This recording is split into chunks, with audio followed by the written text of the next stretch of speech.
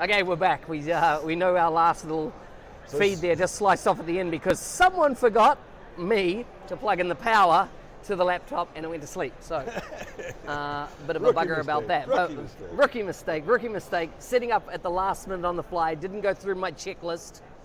So here we are now, twice in a row, filling some gap time, waiting for our guest. Exactly. I'm sure we'll get Ryan in a little later. Charles should be here any minute. I know he's not going to stand us up. Nope. He would not dare.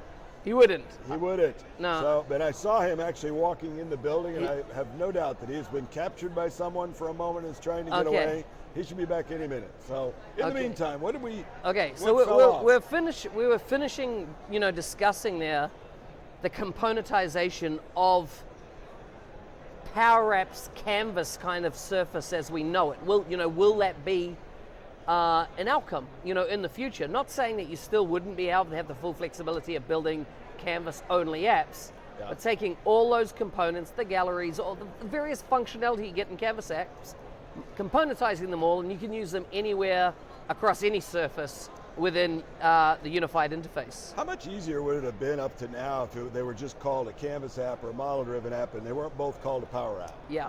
That didn't help us, but I don't know at what point the computer went to sleep, but yeah. we were talking about how there was a longer range plan here that these are going to converge. Yeah.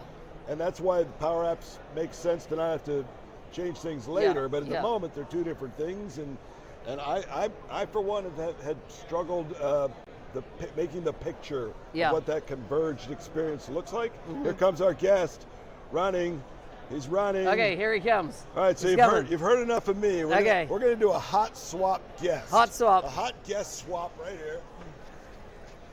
He made it. 2 minutes late. Oh, can you stand out of the way of the camera? Hello, Steve Mordue here. Oh, yeah. Cheers, mate. We'll get you mic'd up. Awesome. How are you? Good. So, you're the rock star this morning at the keynote? Yeah, best for last. Yeah? I'm not going to let Mohammed live that down. I don't know if you heard him. No, I didn't. I wasn't in the session. He said, we have best in the middle. Okay. That's what he said, so. What, and he's referring to? Himself. So, no, I'm just kidding. So thank you for having me, by the way. Mate, it's good to have you on the show. Tell me, what's been happening in the last couple of months within your org? Within my org or what we've shipped? Yeah. But let's start with, we've heard some changes are happening. Yep. You've become God in the org. Is that the term we have? Was it corporate vice president? It's pretty amazing. Yep, thank you. Congratulations for that. Yep. I mean, really impressive. I heard there's been some shuffle around. Yep. I assume it's based on where you're thinking, in the FY20 year. Yep. What are the big things that are top of mind for you?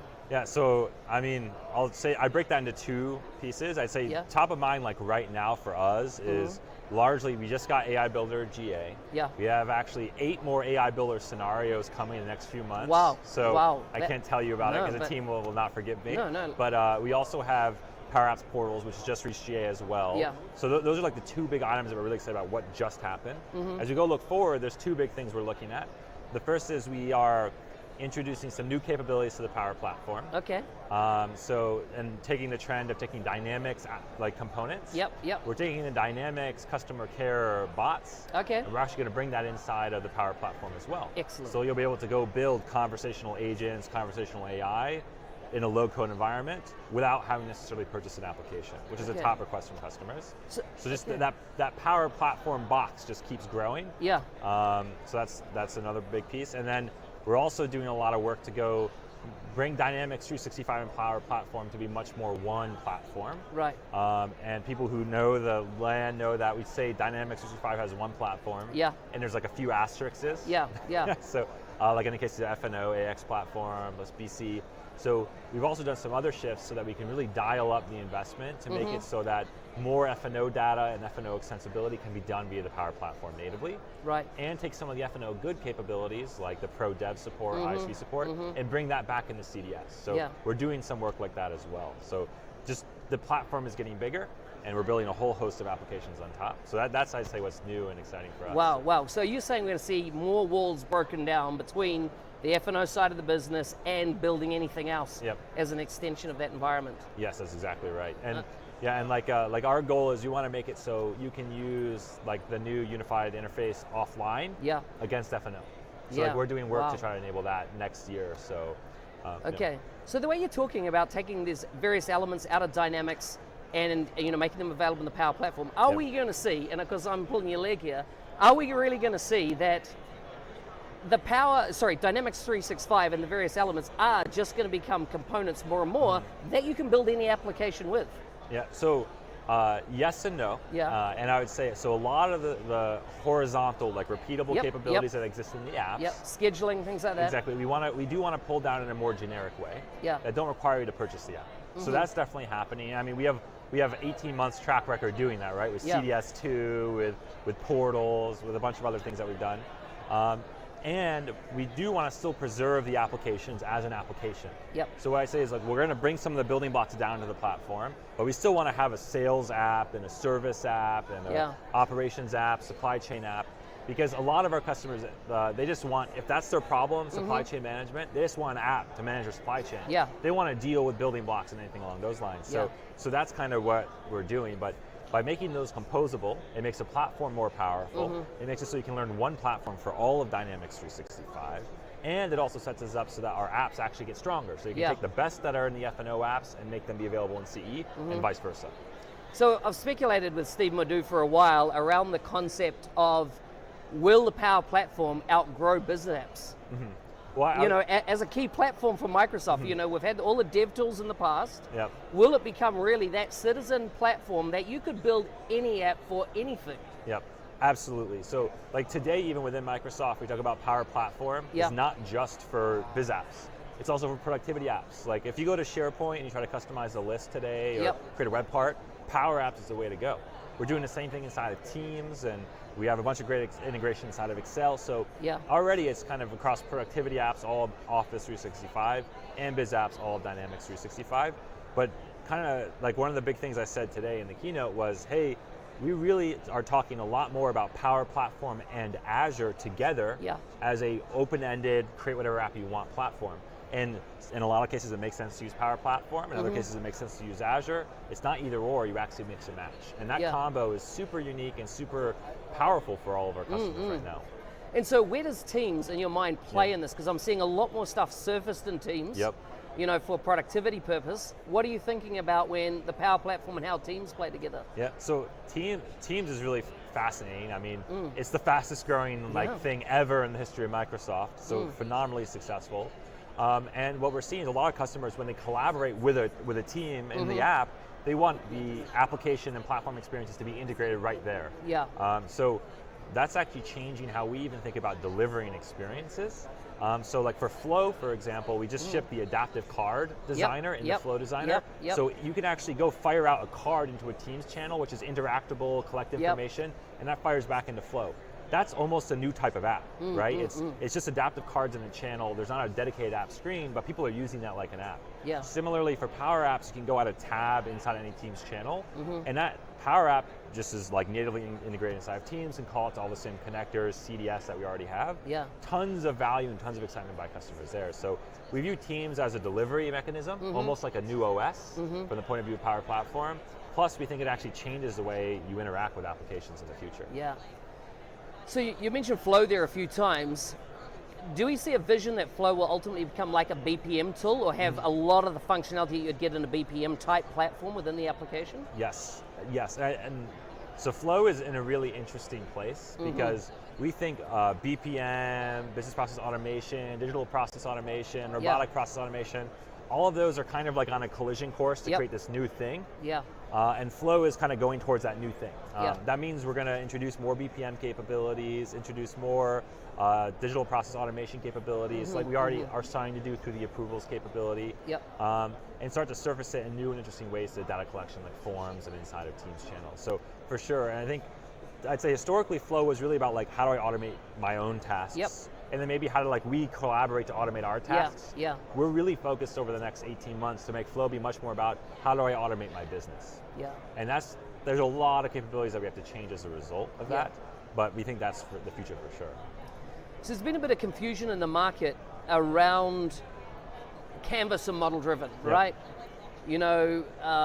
for me, it's kind of almost takes me back to my early days in Dynamics, where we would discuss, everything I can do in Dynamics, I can do in SharePoint, and vice versa. And so, with that confusion, how are you, if you like, evolving to really eliminate that? And the confusion's actually at the customer level. Yep. You go into a customer and you see they need a model-driven or a CDS-based solution. You go in there and talk about PowerApps, and they go, we've been using it for months. Yep. And they're like, so we've got it, we don't need it. And Yep. you drill into it. Yep. They've been using it on SharePoint lists. Yep. They have reached the limitation of that, and what they're wanting to build now will definitely not be built on a SharePoint list. How do we kind of start messaging clearly the differences, or, we've talked about the single surface coming together, Canvas and model-driven. What are you thinking about internally about this? Yeah, so I mean, at the highest level, over the next 12 months, there will no longer be a concept of Canvas apps and model-driven apps. Right. There will just be apps. Fantastic. And that's super important, because today people get very confused, and this is our fault, and there's technical reasons why it's like that. They get confused as they go, I want to create an app, and the first decision is, do you want to do Canvas or model-driven? And this is the most important decision you have to make before you even started, which is not a good way to go about doing app creation. So we'll have just one app type, and in that app type, you'll have Canvas concepts and model-driven concepts, and you can mix and match. If you use CDS, in all cases, it'll be the best data source there is, period. But you'll be able to actually go mix and match the two really naturally. And it's kind of subtle, but we just actually did the first and most important and most difficult step to make that true with the PowerApps component framework. Right. That PowerApps component framework works across both Canvas and model-driven. That means the control, like architecture and control runtime, is actually already the same. We've converged it to make that be true. So, and I hear there's a whisper that even the PowerApp portals might also adopt some of that componentry in time. Yes, can I say portals is yet another app type technically. So it's the same idea as to bring all those same concepts across the board. And that will make portals way more advanced than it is today. If I can go bring in connectors, Canvas, PCF, all those other capabilities. So we're seeing AI, and practical AI, really lighting up now within the entire suite like never before. Once again, looking 12 months ahead, really kind of what are those aspirations you're aiming for? So I mean, as you mentioned, AI everywhere is core to our strategy. And the idea is like, you don't want to go, people don't think and say, I want to create AI, because this is certainly no like business user using the Power Platform. Instead, they have an application or a process or a BI dashboard that they want to inject AI into. So that's a really core element. Just like as guides throughout all the other existing experiences, we're going to put AI everywhere we can. That's one piece. Second piece, one of the new interesting AI areas we're going after is what I would call perception. And the idea is, today it's like we understand a document, like a digital form or data in CDS. Perception is like cameras and sound and video, video and pictures and stuff. So all the cognitive side of things. Exactly, and making it so that you can actually use perception to go understand the physical world without having to go instrument everything, because that's really transformative. Because if you really want to say transform, you say digitize step one. Well, that's really hard to retrofit IoT on everything, right? But with the cameras, you can just put a camera and you can understand what's actually out there, like how people are walking around the show floor here, who's walked by, what they've looked at, where people are loitering.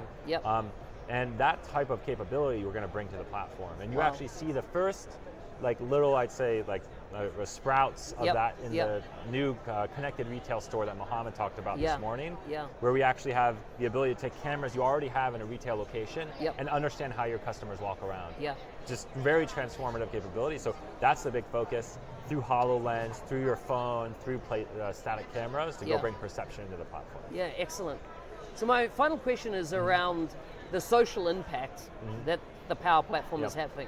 I am seeing people that have been in, if you like, a lower skilled jobs across the world, all of a sudden can become technologists, can pick up this tool set, and it's transforming their lives.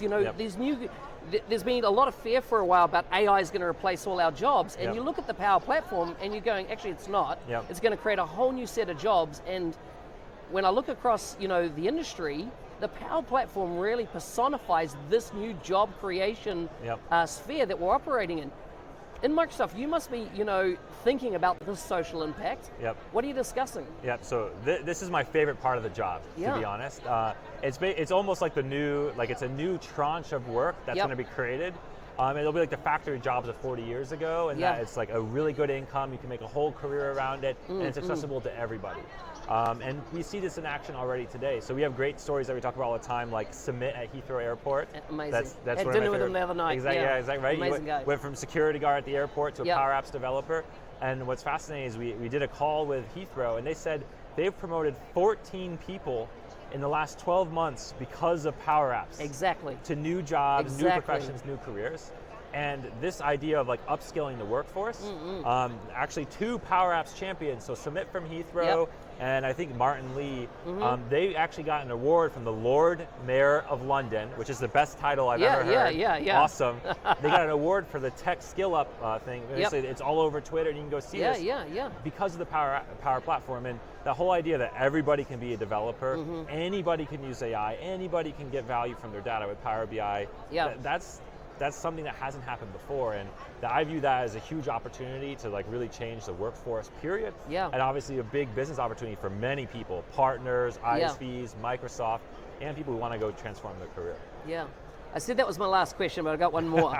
and it leads into this. So somebody recently reached out to me in the last couple of months from Nigeria. And said, I want to get a user group around the Power Platform started. That's awesome. Nobody's talking, I can't find anything, which there's a lot of stuff out there. Anyhow, I started talking, started engaging, and I couldn't believe how mature, there's like 20 or 30 odd people quickly joined, and they're asking deep technical questions. They're not people going, what is this? This is people that have been working on it for months and months and months. Is there this massive opportunity across the Africas, I say India, and I know, Microsoft has a big footprint in there, but much more broader, more at the people layer across India. You've got places like Taiwan, really the whole of Asia, that is really untapped. We don't see them in the community ecosystem yet. And what are you thinking? Are you hearing anything around Microsoft's push into those regions? I know when I was working out there, Taiwan was a big target for I was working out of Hong Kong. What are you thinking around that whole band below the equator or mid-equator line? So I say we're absolutely thinking about it, and we're putting a bunch of things in motion to go try to capture that. I think the energy and the hunger there is around the Power Platform there. And like one of our own goals is like we talk about like the UG Summit, right? We want to have a physical UG in every major city around the globe, period. I love Not like every major city in the US or in Europe or something, in every major city around the globe, period. So that's a big goal for us, and we have metrics that we're starting to track internally around that. That's one. 2 is we're doing a bunch of work around training and making it accessible to everybody. Open sourcing training, putting on Microsoft Learn. The idea, because like I say, my dream is, and I talk about this all the time with my team, is I want to have a PowerApps night school where anybody can go at night, like kind of like go to like law school at night, right, and learn PowerApps to go actually make a career jump using it. Without having to quit your current job. And so those types of things we're working and building the material, open sourcing it, looking for partners, because it has to be locally driven. It's hard for us, we can't from Redmond go drive those things. But I say if anybody's listening and they want to go actually start an effort, a local user group, wherever it is, anywhere in the world, shoot me a message on Twitter or LinkedIn. We'll go support you. We'll send you swag. We'll give you materials to go make it happen. I mean, that's the whole dream. That's like I said, that's what gets me out of the morning. Or it gets me out of bed in the morning. That's what makes me fly to Florida to talk to the UG. It's just that ability to go really reach kind of anywhere in the globe, make anybody a developer. Awesome, Charles. Thank you so much. Thank you for having me on. Cheers, mate. Thanks.